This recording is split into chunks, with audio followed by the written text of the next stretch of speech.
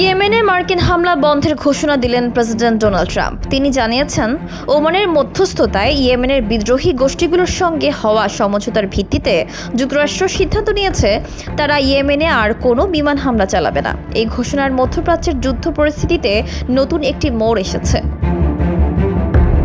সমঝোতার প্রতিক্রিয়ায় হুথি গোষ্ঠী জানিয়েছে, যুক্তরাষ্ট্র যদি সত্যি আগ্রাসন বন্ধ রাখে তবে লোহিত সাগরে আর কোনো মার্কিন জাহাজে তারা হামলা চালাবে না।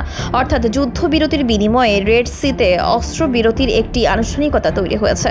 কিন্তু ইয়েমেনের আরেক বিদ্রোহী গোষ্ঠী আনসারুল্লাহ এই ব্যাপারে সম্পূর্ণ ভিন্ন অবস্থানে নিয়েছে।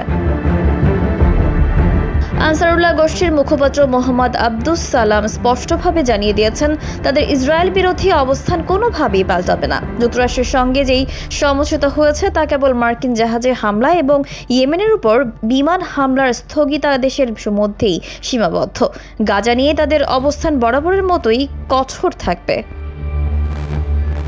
তিনি জানান, এই সমঝোতা হয়েছে ওমানের সরাসরি মধ্যস্থতায় এবং ট্রাম্পের ঘোষণা আসলে সেই চুক্তিরই প্রতিফলন। তবে তিনি সতর্ক করে দিয়ে বলেন, যদি যুক্তরাষ্ট্র আবার আগ্রাসন শুরু করে তাহলে আনসারুল্লাহও পাল্টা হামলা চালাতে দ্বিধা করবে না। এতে বোঝা যাচ্ছে যুদ্ধ থেমেছে কিন্তু আগুন নেভেনি।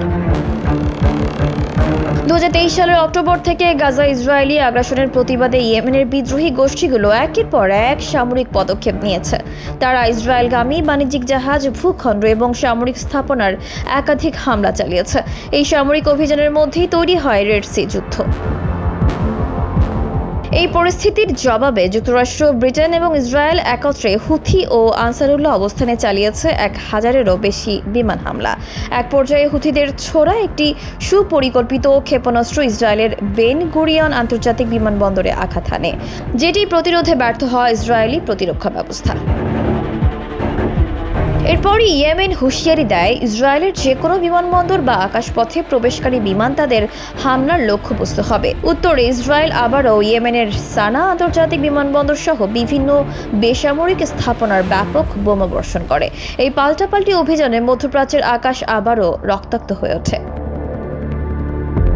তবে বর্তমানে সমঝোতার ফলে লোহিত সাগরে সাময়িক উত্তেজনা কিছুটা প্রশমিত হলেও এই অবস্থা কতদিন স্থায়ী হবে তা এখনও অনিশ্চিত। কারণ আনসারুল্লাহ গোষ্ঠীর পক্ষ থেকে স্পষ্ট করে বলা হয়েছে, গাজার বিরুদ্ধে আগ্রাসন চললে তারা চুপ করে থাকবে না। অর্থাৎ যুদ্ধ একদিকে থামলেও অন্যদিকে এখনও দগদগে আগুন জ্বলছে।